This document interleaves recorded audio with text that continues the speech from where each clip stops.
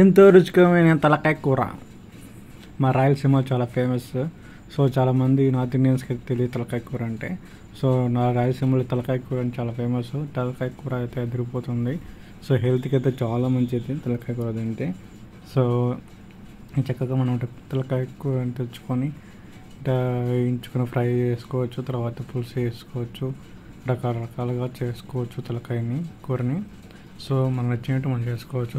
గరం మసాలా, తర్వాత కారము, తర్వాత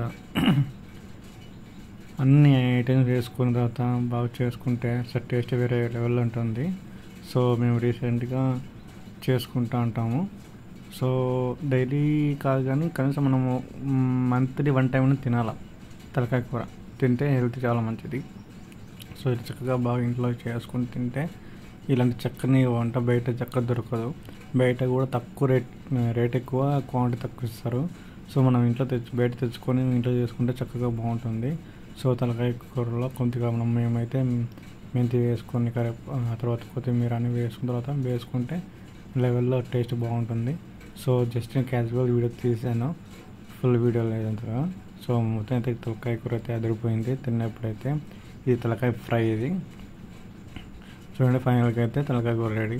సో ఫైనల్గా మనకు కొత్తిమీర వేసుకుంటే అయిపోతుంది. సో మీకు మా వీడియో నచ్చితే లైక్ చేయండి.